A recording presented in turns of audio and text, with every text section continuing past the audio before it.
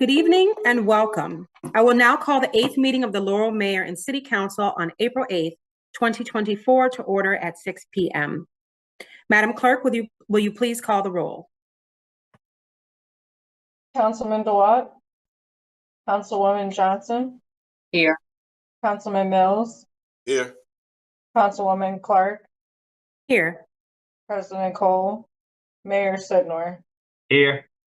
You have a quorum, Madam President. Thank you, Madam Clerk. Agenda item number 3 is the report of the Mayor and City Council. We will start tonight with Council Member Jeffrey Mills. All right. So, Madam, welcome everyone. Good evening. Don't have any report today other than the out of my 52 years, I did get to see finally the eclipse. Yes. So that's all I had to share. Thank you, Council Member Mills. Next, we have Council Member Christine Johnson.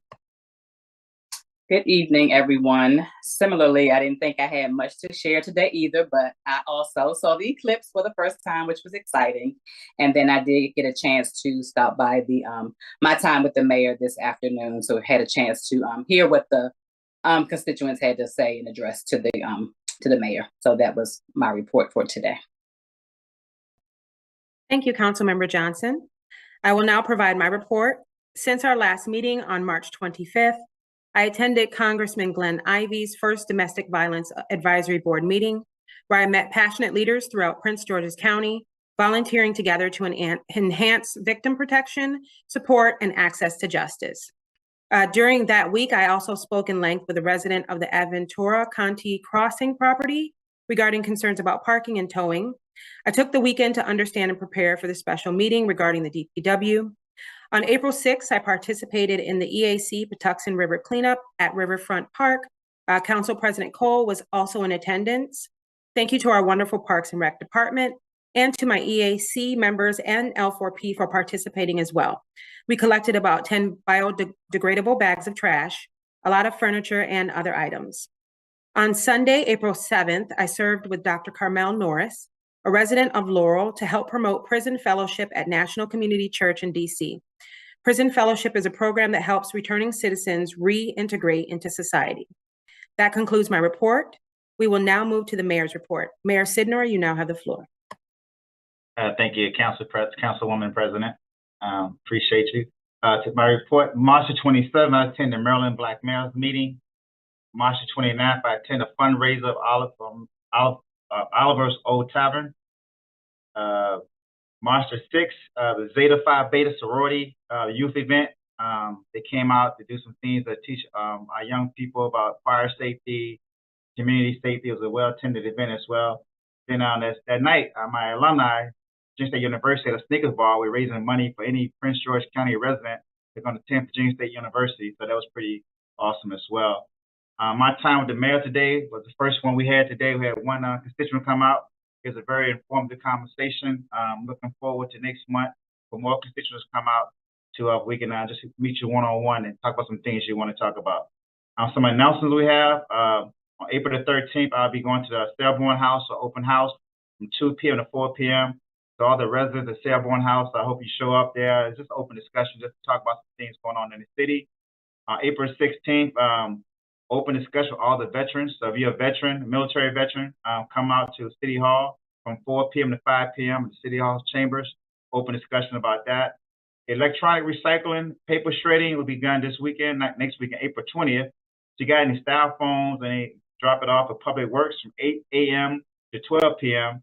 And also will be Earth Day at Granville Gude Park from 10 a.m. to 12 p.m. I will not be attending any of those events. I'll be out of town. One of my best friends is getting married back home in Petersburg, Virginia, so I'll be attending that wedding, so I'll be missing the cleanup day. So I'll be looking forward to the next events we have for any type of cleanup. Some proclamations I want to have this week, April the 11th to April the 17th on Black Maternal Health, and National Public Safety Telecommunication Week, April the 17th to, April 14th to April 20th. That concludes my reports, Madam President. Thank you, Mayor Sidnor. Moving next to agenda item number 4, committee appointments and reappointments. Mayor Sidnor, you have the floor again. Please proceed in reading your appointments. Thank you. Appointments and Environment Affairs Committee, AnthonyTaylor. All the council members received his resume. I'll be appointing him on today's April the 8th as to 2 years, April 8th, 26. Also, Ursula Gnan, Board of Appeals, same day, April the 8th to April 27th. That's a 3-year appointment. Sorry. And reappointments, Barbara Robinson, Environment Affairs Committee, from today's date to April 26th. And also Sabrina Jones, Education Advisory Committee, from April the 8th, 2024 to April the 8th, 2026. Actual confirmation for the council that you all have that resume. Thank you, Mayor Sidnor. Do I have a motion from the council to approve the total number of appointments shared by Mayor Sidnor this evening? Yes, I make a motion to approve the appointments and the reappointments given by Mayor Sidnor. Thank you. Can I have a second? I'll second that, Madam President. Thank you. Madam Clerk, please call the roll. Councilwoman Johnson, Yes. Councilman Mills, Yes. President Clerk, Yes. motion carries. Thank you, Madam Clerk. Moving to agenda item number 5 is the general public hearing. We have one person signed up to speak. As a friendly reminder to the speakers, you have a 2-minute limit per person. Please state your name and address for the record.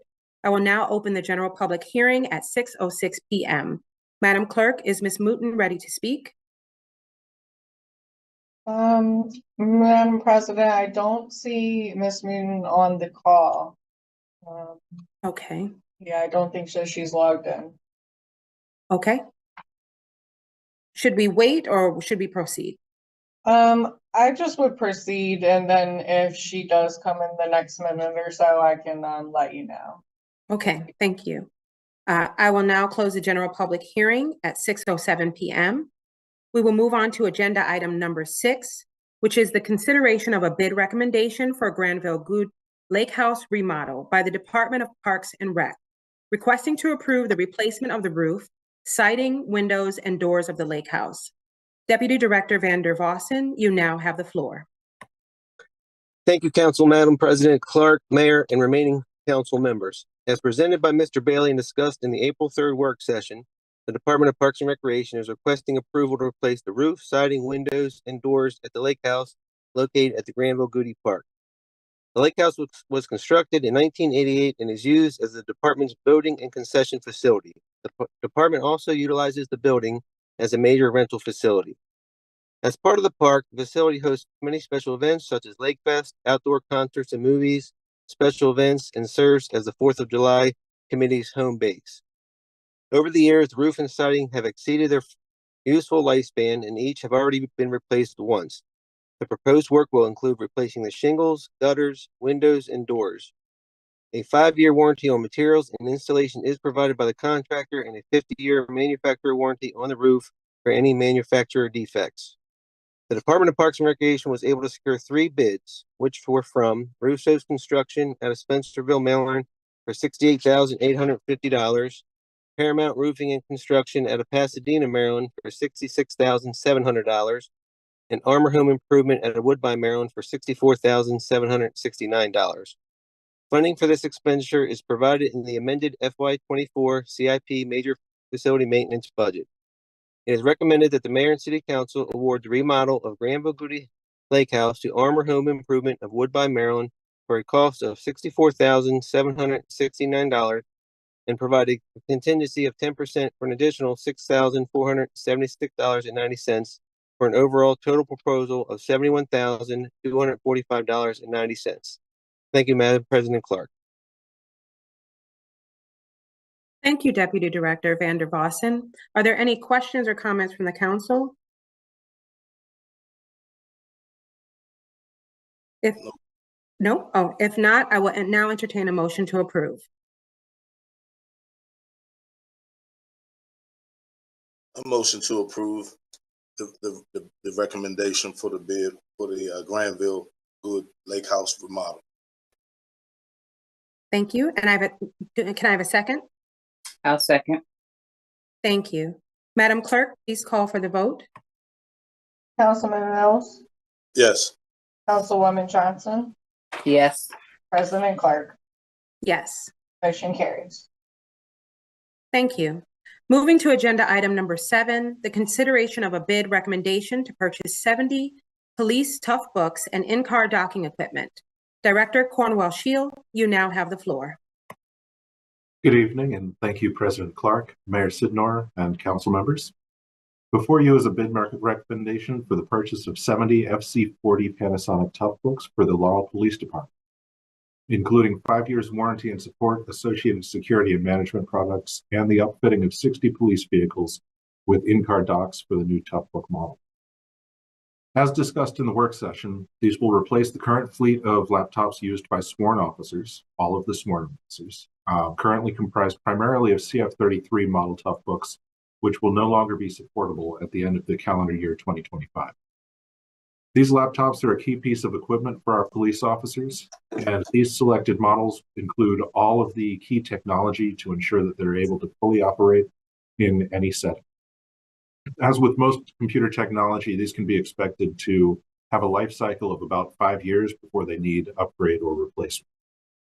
The total cost of this purchase is $508,490 in accordance with pricing from GSA Schedule 70, number 47QTCA19D00MM. The vendor is Frontline Mobile Tech of Jessup, Maryland, and funding is provided in the adopted FY 2024 Capital Improvement Plan. It is the recommendation of the Department of Information Technology that the council approve this purchase of 70 FC40 Panasonic tough books for the GSA price of $508,490 from Frontline Mobile Tech of Jessup, Maryland. Thank you, and I'm available for any questions. Thank you, Director Cornwell Shield. Do we have any questions or comments from the council? Madam President, I have one question. Were these 70 tough books, was this in the budget, written in the budget, the past budget? Yes, this was built into and approved in last year's CIP proposal. Thank you. That was the one thing we didn't ask last. Sure. Thank you very much. Do we have any additional questions or comments? If not, then I will entertain a motion to approve. Make a motion to approve the purchase of 70 tough books for the department, for the police department. Do I have a second? Yes, I'll second. Thank you. Madam Clerk, please call for the vote. Councilwoman Johnson, Yes. Councilman Mills, Yes. President Clark. Yes. Motion carries. Thank you, Madam Clerk. We are now moving to agenda item number 8, an introduction and first public hearing on resolution number 2-2024, a resolution of the mayor and city council of Laurel, Maryland, to create a multicultural advisory committee and to provide an effective date. Mayor Sydnor, you now have the floor.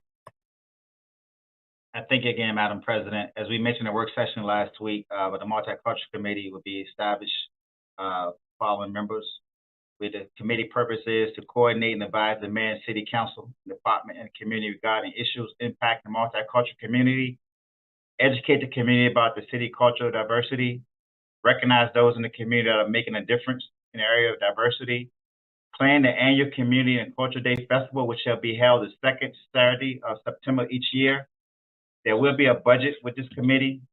The members will be made up of seven people. Members following will be each member appointed for a 3-year term. The chairperson shall be a member of the city council. The vice chair shall be elected from the membership, and the city staff will be there to keep notes and everything like that.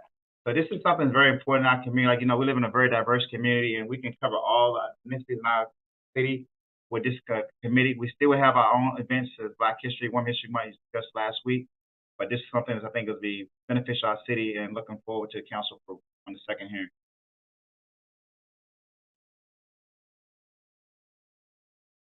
Thank you, Mayor Sydnor. Before we entertain any questions, I will open the general public hearing on resolution number 2-204 at 6:14 p.m. Madam Clerk, is there anyone signed up to speak? No, Madam President. Thank you. With no one signed up to speak, I will close the general public hearing on resolution number 2-204 at 6:15 p.m. Are there any questions or comments from the council? Yes, I have one question. Let me see. Mr. Mayor, on the, you said that this event will be held, are we talking like a Friday, Saturday, or Sunday? Which day are we talking?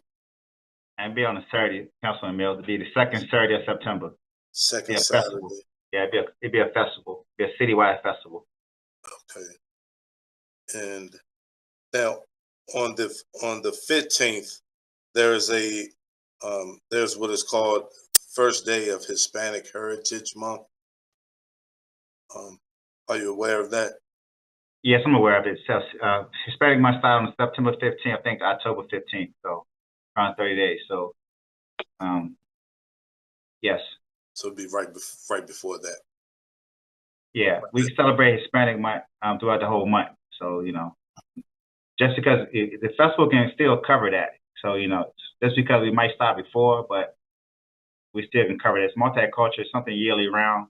Necessarily don't have to specialize just on that ethnicity is going on. You can still have Black history there. You can have German history there on that festival. You can have whatever all of the different ethnicities we have in the city. We can celebrate on that day. Okay.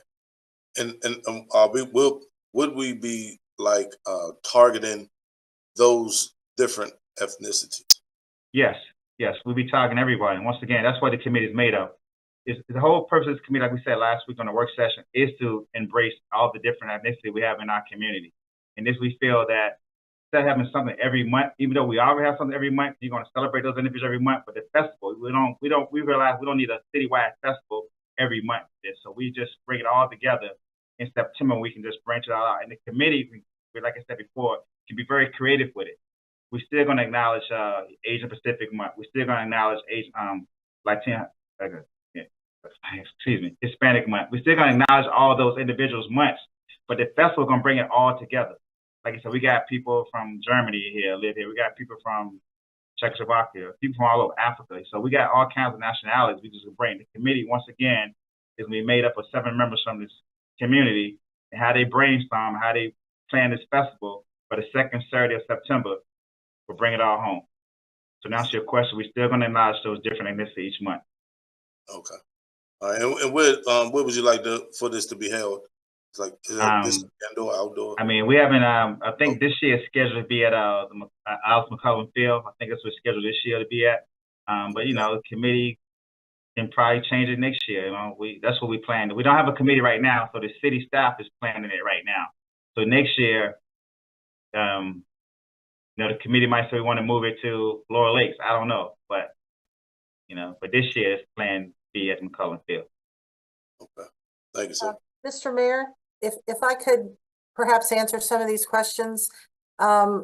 Being in the Department of Parks and Recreation, this is actually an event that this will be the third year that the event has been planned.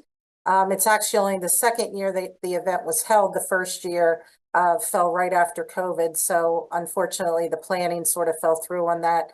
But the idea was to really number one, provide another festival that was held on the Old Town side in a park that typically isn't used for festivals because we do have so many that occur over at the Granville Gude Park location. But then also the idea was to incorporate community, have members of the community and various nonprofits and social organizations and civic organizations that it could also be part of this to not only celebrate the diversity of our community, but to celebrate those members in our community that are doing all kinds of great things. And it was an opportunity for them to get involved in all the things that were happening here in Laurel. So I think this is just a really good opportunity to reach out and get more groups involved to really spread the word of the program. But the idea was to use a combination of McCullough Field, Emancipation Park, maybe create sort of a block party feel to it. And it's great that it's going to incorporate all different kinds of cultures and community activists that we have in the Laurel community. Great. One quick question for you, Director Barr. You just kind of sparked something in my mind. Has the city of Laurel ever had any type of come together as far as the tri-county, something to bring the counties together that we touch? Well, I mean, I'll say just with my experience through the Department of Parks and Recreation, we really have never done that only because the county does that countywide through Maryland National Capital Park and Planning and some of the other organizations that they have within the county.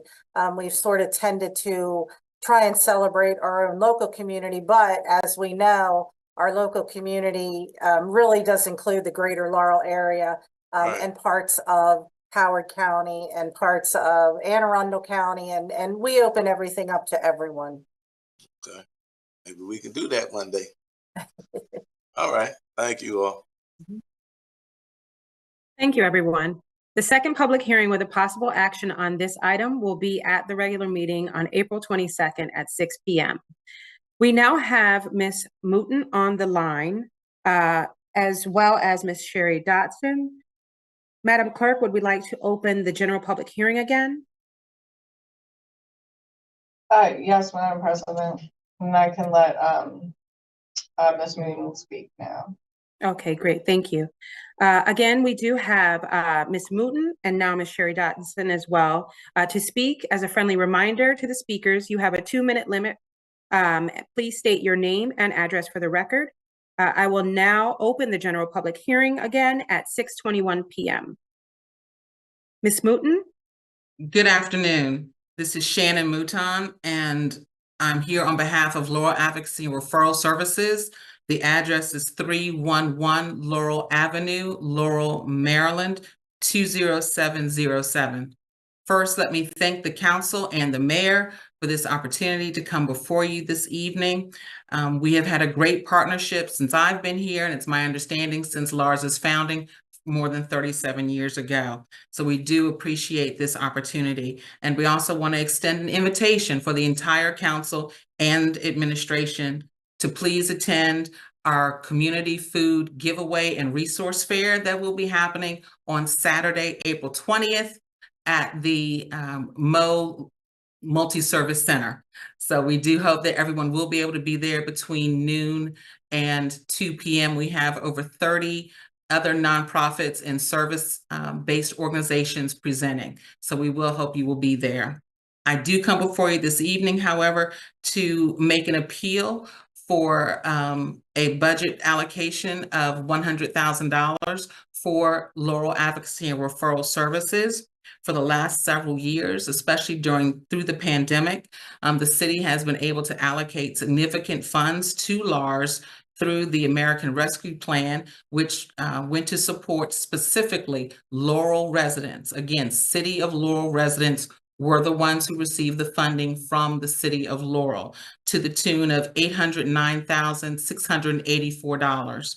We were able to give out over 2,200 bags of food, as well as provide $697,006 in rental assistance. Again, $697,000 in rental assistance, keeping your constituents in their homes. We believe the best way to combat homelessness is to keep people in their homes. That being said, we know we can't get that amount of money again because the ARPA funds have been exhausted. But we do ask for $100,000 to continue the work to support the residents of Laurel. Thank you. I will entertain any questions. Thank you, Ms. Mouton. Does the council have any questions? Madam President, I'd like to give a statement. Let me start with the question first. Just to clarify the date and time of your event, Ms. Mouton. Certainly. It is Saturday, April 20th.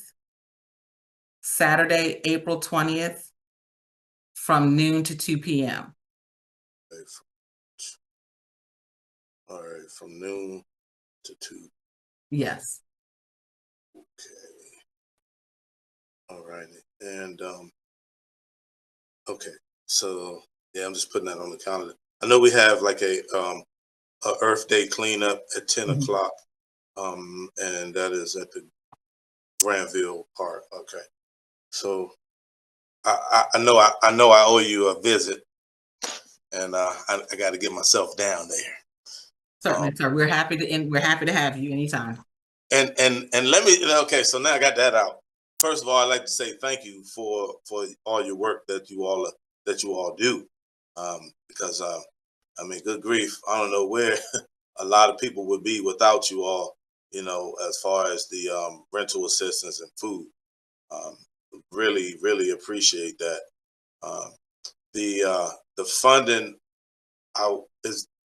you mentioned about funding that you received from the federal funding, and so I would have to find out and find out more about that as far as how close can we get to 100,000. What could I ask though? Like, what brought that number about, please?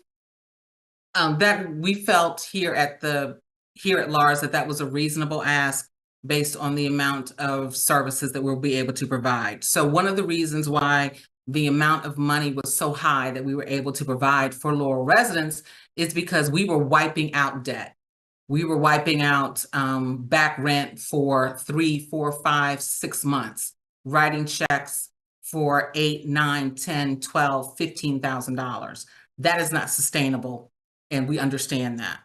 So as the federal government's COVID emergency subsided, so did the LARS COVID emergency. And so we have increased the amount that we give. Prior to COVID, the maximum amount any client could get would be $500. We have increased that, though, understanding that we'll never go back to those numbers again. It's a different time, it's a new normal. And so we increased it to $1,500. And so any client who comes to us, we can max out at $1,500. And for most Laurel resident apartments, for $1,500, we can get you back on track with at least 1 month of rent or help you get through at least a partial mortgage payment. We can assist you. So again, the $100,000, we felt we could service a equivalent number of folks. Is that number, is that for single residents or like residents that are like 2 or more? What is the number? It doesn't matter. However many people in your household is in your household. Okay. Okay. All right. Because the amount, I'm just wondering, like, a single apartment is not going to cost the same as like a 2-bedroom apartment or 3. So You are, you are right there. Most of our apartment requests are typically 1 to 2 bedroom dwelling. There just aren't as many 3-bedroom dwellings as there are 1 and 2 bedrooms. So, Okay. So do you all have an average? Average as far as like a 1 month? I mean, not 1 month. I'm sorry, a 1 bedroom or a 2 bedroom. Like, is there an average? it doesn't matter to us. No, to answer your question. Oh, okay. No, if you come, whatever your living situation is, it is our goal to keep you housed, regardless of that situation. All right. I will say though, Councilman Mills, as part of the work we'll be doing with the transitional housing program at the multi-service center, we will be bringing on a person called a housing navigator, and that's someone who specializes in helping people find housing that they can afford. That is their sole responsibility. And so if there are people who need to downsize, hopefully we'll be able to help them do that. Ma'am, you know what? It just dawned on me one day, just about 2 weeks ago, I think it is. A gentleman, I was leaving out my office on Main Street, and a gentleman, I don't know if he recognized me or something, but he just asked, did I know of any housing where he could go? And I was like, not right now, but I need to know that information. So like, I was kind of, not knowing. Now I did know from where I grew up at, where there were housing, but here in Laurel, help me out, please. Certainly, in all of Prince George's County, there are very few actual. I'll use the term homeless shelters. There's only one that's in Capitol Heights, right? That's what PG County House. There is one in Hyattsville for women with young children, St. Anne's House. There are different shelters depending on if you are a victim of domestic or partner violence. There are places that can help you. And again, if you're a youth, there are separate places that can help you. But in a solo adult who finds themselves homeless is pretty much kind of out of luck. It just dawned on me that all these houses were right where I grew up at. Right, and so that's Southern Maryland, but nothing in Northern Maryland. County, I'm sorry. It's not just this area. It is. You could be homeless in Fort Washington and be just as unhoused as here, or Adelphi, Calverton, Mount Rainier. Okay. All right. So I appreciate that very much. Certainly. Thank you, Councilmember Mills. Councilwoman Johnson, do you also have a question as well? Just really quickly, I too wanted to thank Shannon and her team for what they do over at Laura's. When people do come to me asking questions, that's one of the first places I send them. So we do appreciate the work that you all are doing. Just wanted to clarify, the ask is for $100,000 for like a 12-month period for a year. Yes, it is my understanding that pre-pandemic, Lars annually received $10,000. And again, times have changed, situations have changed, the economy has changed, and that is not scalable. We would be able to, at $1,500, we'd be able to help 8 people. Is my math right? 7 people. This will allow us to continue to help greater numbers, again, in the city. The money that we get from the city goes to city residents, and we do a very good job of tracking that. All right, thank you. Certainly. Mayor Sidnor, I see that you also have a question. Yeah, first of all, I just want to thank Ms. Mouton and Laurel for everything they do for our city. We really appreciate that. Just want to give the council some education on this matter as well. I did receive a letter February 26th from Ms. Mouton asking for $100,000. It's in the middle of the budget season, so what we normally do, the money that we give nonprofit organizations come out of our community promotion budget. That's money that after we pay all our bills and everything, the money we have left over, we decide how we're going to distribute money. And so the money that we get any nonprofit, we come out the community promotion budget, and we're still balancing the budget at this time. So that's why I haven't responded back yet, Ms. Mouton. Once I get the budget balance, I was going to send you a memo and tell you what we can do for you. Thank So you. just wanted the council to know that's how the nonprofit received funding from the city. Thank you. I do appreciate that. I do know that the county is in budget season, the state's in budget season, Fed's in budget season. So I said I need to just raise my hand and be like, we're here, we're here, we're here. We haven't forgot about you, ma'am. We haven't forgot about you. So Thank you, sir. you're very welcome. Thank you so much for your time today. Thank you for all that you do for our community. We appreciate you speaking to us. Just to confirm, Madam Clerk, is there anyone else signed up to speak? No, Madam President. Thank you. With no additional speakers, I will now close the general public hearing at 6:34 p.m. We will move back down the agenda to agenda item number 9, the introduction and first public hearing on ordinance number 2024, text amendment number 266, an ordinance of the Mayor and City Council of Laurel, Maryland, to amend the Unified Land Development Code, Chapter 20, Land Development and Subdivision Regulations, to update the use tables in commercial, industrial, and MXT zones. Also to update the forest conservation article, update the sign section, and update the definition section.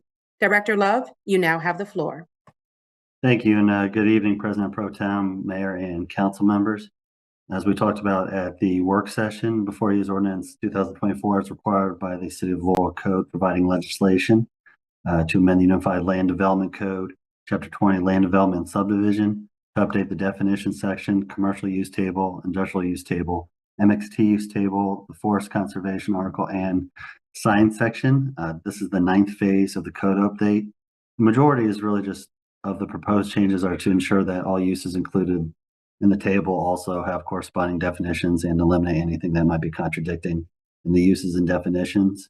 I think the key one on this is the tree legislation that will dictate the number of trees required to replace those removed during afforestation, reforestation period after retention efforts have been exhausted. If you recall at the work session, President Cole actually proposed some changes to it, which I believe all of council should have gotten. That included section, used to be section 1, now section 2, eliminating the word non-invasive and just having the words replacement trees shall be native straight species and have a mature canopy spread equivalent to or greater than the trees removed. So we made all those changes that President Cole had asked for. Council should have it. And overall, there were 8 sections that were amended in this update. Thank you, and I'm available for any questions. Thank you, Director Love. Before we entertain any questions, I will open the general public hearing on ordinance number 2024, text amendment number 266 at 6:36 p.m. I don't see anyone signed up for that portion. So with no one signed up to speak, I will close the general public hearing on ordinance number 2024, text amendment number 266 at 6:36 p.m. Are there any questions or comments from the council? Yes, I have a question, Mr. Love, Director Love. On the to update the forest conservation article. Now on that section there, what brought about that section? What we're looking at, a lot of jurisdictions to kind of combat just if you remove like a larger tree and just replace it with like a singular, very small tree didn't really make sense. So to make up for the larger trees being taken out, a lot of times you really don't have the ability to actually physically, you know, bring in a larger tree when you remove one.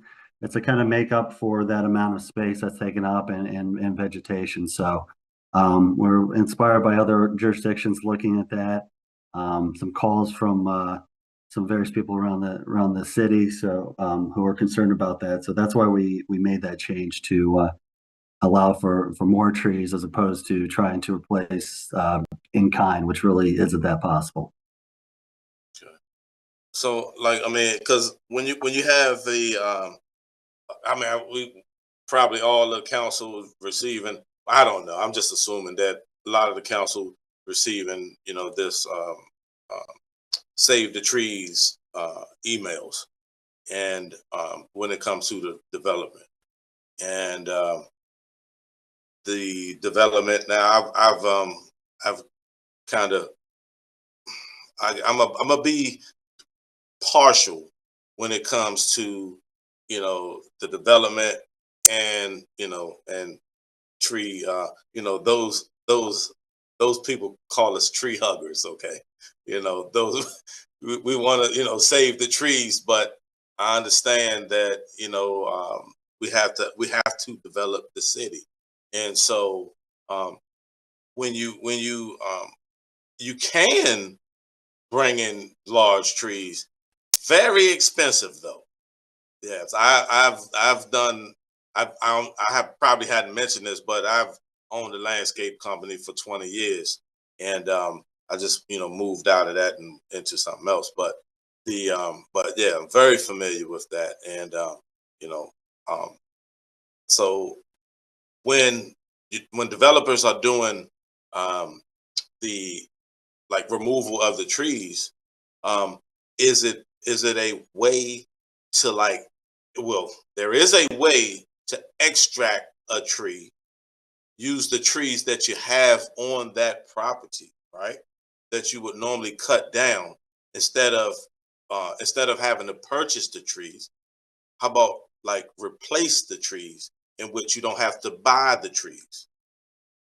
I think a lot of this is intended on if all those have been exhausted and you have to actually come to, that's when all like reforestation, you can't maintain the amount that you need to for the ordinance. So that's where this is coming into it, is the replacement. So that was thought of yeah, if you're able to retain the right amount of trees per whatever your development is, obviously that can work, and that's what we encourage, is to, you know, to maintain as much as you already have there. But you know, there are times when obviously that just can't, you know, it doesn't happen, or you have to take a certain amount of trees down. So this is intended to look at it through that lens. Well, I mean, but because you have people who want to save, you know, to save the trees. Now, a very large tree, it doesn't have to be that tree, but there are several trees within that zone, you know, that plot of land, whereas though you can remove a tree, you can extract a tree by basically digging a ball around it. It takes time. It takes a little more time than just go through and, you know, just bulldoze trees. But you being the, you know, planning director, I mean, you know, maybe you could emphasize that. Oh, we always try to say, you know, as best as you can maintain and leave, but we prefer that, you know. But I mean, we realize that not every development's the same. There's going to be some that are a little more extensive to that, and this also is really, like you spoke about, it's that balance between, you know, want to preserve the forest we have and have that, but also match it up with development, which takes place in the city. So we look at that, and that's why we kind of have that. We have the different sizes on here, was to, you know, not saying that every tree that's taken out is going to result in 3-4 more trees. If it's a certain size, it's still just maybe a 1-for-1 within that. But no, we take all those things into consideration definitely when the development comes about. So, and like if you have an acre lot, just, you know, per acre, how many trees? If you're clearing out an acre, how many trees? What's the number to replace the tree? Like I said, depends on the size, depends on the tree coverage that you have on there. It has to be at least 40,000 square feet for this to even come into play, because that's when it comes in, like forest conservation and so forth, that would come into it. So acre is, you know, acre would fit that, because acre is a little over 40,000. Like I say, it really depends on the type of tree. It depends on the size of it and so forth. That's how this would kind of be dictated on there. So I couldn't speak in real hypotheticals on that, unfortunately, for you, Councilman Mills. But yeah, if we saw exactly what we were dealing with, then I could give you a more accurate number. Okay, I thought there would be a number pertaining to the acreage and how many trees that you're taking out. Like give me the math on that then. Whatever you may entertain me. I'll get you a better hypothetical. I'll get you a better hypothetical to you on that, if that works for you. Appreciate it. Yeah, no, that's fine. No Because I problem. mean, we have people we got to answer to. No, So I know. I just need some information. Sure, no problem. No, Okay. most definitely, sir. Thank you very much. Yeah. Thank you. Director Love, I do have one question. I received, when we were doing the cleanup at the Patuxent Riverfront, I was asked if the city has applied for any grants that could possibly allow residents to tap into it to purchase trees. Is that something that we do? We haven't, my department has at this point. I will talk with Michelle Blair to see if she has anything in mind. She tends to keep an eye on a lot of those items. I'm seeing Joanne come on. I'm sure she's going to be able to talk more in Parks and Rec on that, so I'll let her go. Yeah, and I'm sure you can reach out to Mr. Bailey. There have been some programs in the past, in particular, Baltimore Gas and Electric did do a program where residents could purchase trees at a lower cost. And when we do get that information, we make sure that we push it out both through our Tree City Committee and then on our Facebook site so that residents do get that benefit. Perfect. Thank you both. I appreciate it.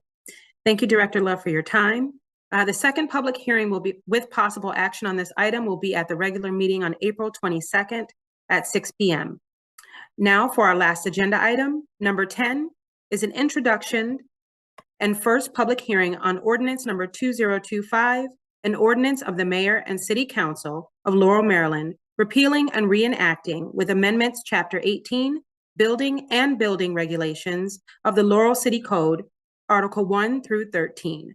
Renumbering sections and providing an effective date. Director Selby, you now have the floor. Good evening. Thank you, President Clerk, Mayor Sidnor, and members of the council. Maryland Local Government Code annotated 5-211, Legislative Authority, Building Regulations, authorize the City of Laurel to adopt regulations regarding the erection of buildings and signs in the municipality, including a building code and requirements for building permits. The proposed ordinance will repeal and reenact Chapter 18 of the City Code, adopting the 2021 International Building Code and Property Maintenance Code, as well as the 2020 National Electrical Code, with amendments as required by the state of Maryland. There are no significant amendments made, just the typical amendments that we normally include when we adopt building and electrical codes. I'm available for any questions. Thank you. Thank you, Director Selby. Before we entertain any questions, I will open the general public hearing on ordinance number 2025 at 6:46 p.m. To confirm, Madam Clerk, is there anyone signed up to speak on this ordinance? No, Madam President. Thank you. With no one signed up to speak, I will close the general public hearing on ordinance number 2025 at 6:46 p.m. Are there any questions or comments from the council? With no questions, the second public hearing with possible action on this item will be at the regular meeting on April 22nd at 6 p.m. This concludes our meeting. Thank you to the residents who joined us tonight and city staff. As always, you are welcome to watch our meetings live on Laurel TV, by streaming our meetings online or attending in person. With no further business to come before the council, this meeting is now adjourned. Good night.